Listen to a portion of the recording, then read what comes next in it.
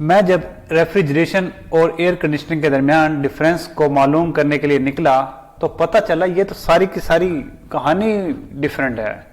इनका सिर्फ और सिर्फ वर्किंग प्रिंसिपल सेम है, उसके अलावा इनमें कोई चीज कॉमन नहीं है। रेफ्रिजरेटर बेटा एक कन्फाइंड स्पेस में, एक लिमिटेड स्पेस में आपके जो फूड प्रोडक्ट्स हैं, जो आपके मेडिसिन प्रोडक्ट्स हैं, उनको सेव करता है और यहाँ पर टेम्परेचर लाजमी रिड्यूस होता है, कूलिंग लाजमी होगी रेफ्रिजरेशन में।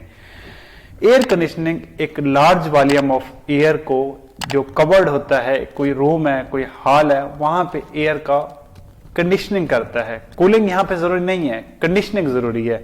ये क्या कंडीशनिंग है ये मैं भी आपको एक्सप्लेन करता हूँ। एयर कंडीशनिंग के फिनोमेना के लिए बेटा कूलिंग जरूरी नहीं है, हो भी सकती है, लेकिन ये लाजमी नहीं है कि जब भी कूलिंग हो तब भी आप कहें कि एयर कंडीशनर लगा हुआ है या एयर कंडीशनिंग हो रही है।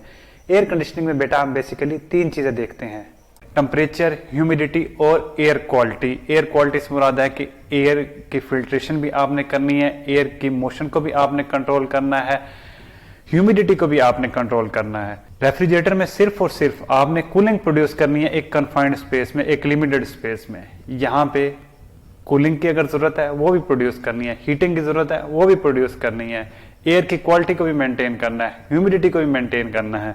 अगर आपने एक सिंपल फैन भी चलाया हुआ है, वेंटिलेशन करवा रहे हैं, अगर आप एयर की ह्यूमिडिटी बढ़ा रहे हैं या उसकी ह्यूमिडिटी कम कर रहे हैं, एयर के अंदर कोई आप स्प्रे कर रहे हैं, ये सारे का सारा एयर कंडीशनिंग में आएगा। लेकिन रेफ्रिजरेशन में आपने सिर्फ और सिर्फ कूल करके फूड की प्रिजर्वेशन करनी है, कोई इंडस्ट्रियल प्रोसेस है, कोई साइंटिफिक रिसर्च है, उसको आपने कैरी आउट करना है। अब क्योंकि रेफ्रिजरेशन में हमने एक लिमिटेड स्पेस को हमने कूल करना होता है, वहां पर एक एटमॉस्फेयर मेंटेन करना होता है, तो उस लिमिटेड स्पेस का हम वॉल्यूम लीटर्स में ले लिया करते हैं और इसी की कैपेसिटी भी हम रेफ्रिजरेटर्स की लीटर्स में लिया करते हैं कि ये 168 लीटर का रेफ्रिजरेटर है, ये 194 लीटर्स का है। और एयर कंडीशनर ने क्योंकि एक लार्ज वॉल्यूम ऑफ एयर को कूल करना होता है, इसलिए उसकी हम कैपेसिटी टन्स में लिया करते हैं। अब ये टन की कंप्लीट स्टोरी मैंने एक अलग वीडियो में डिस्कस की है, लिंक आपको डिस्क्रिप्शन में मिल जाएगा। रेफ्रिजरेशन बेटा most of the cases food और मेडिसिन प्रोडक्ट्स के लिए इस्तेमाल होती है और एयर कंडीशनिंग का मेन ऑब्जेक्टिव लोगों के लिए एक अच्छा पीसफुल और कंफर्टेबल इन्वायरमेंट प्रोड्यूस करना होता है।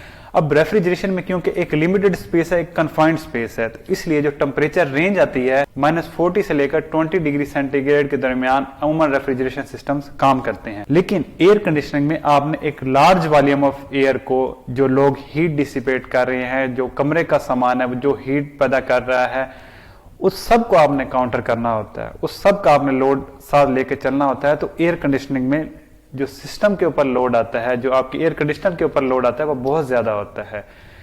तो इसका जो टेम्परेचर रेंज होती है वो वही है जो जिसमें ह्यूमन कंफर्ट फील करें, यानी 16 to 30 डिग्री सेंटीग्रेड अमूमन हमारे एयर कंडीशनर ऑपरेट करते हैं। और ये एयर कंडीशनर हीटिंग भी करते हैं और कूलिंग दोनों मोड में ऑपरेट करते हैं, लेकिन रेफ्रिजरेटर सिर्फ और सिर्फ आपका कूलिंग करेगा। अब बेटा क्योंकि इनका लोड का फर्क है, इसने कन्फाइंड स्पेस में करनी है और इसने एक ज्यादा कवर्ड एरिया में कूलिंग करनी है, तो इसलिए एयर कंडीशनर का जो कंप्रेसर होता है वो हैवी ड्यूटी कंप्रेसर होता है, रोटरी टाइप होता है, जबकि रेफ्रिजरेशन में ये रेसिप्रोकेटिंग कंप्रेसर होता है। अब क्योंकि एयर कंडीशनर का जो कंप्रेसर है, इसका जो बाकी इक्विपमेंट है, ये हैवी ड्यूटी होता है, इसलिए एयर कंडीशनर की इनिशियल कास्ट भी ज्यादा होती है और इसकी ऑपरेशनल कास्ट यानी इसका जो इलेक्ट्रिसिटी कास्ट होती है वो भी ज्यादा होती है बनिस्बत रेफ्रिजरेटर के।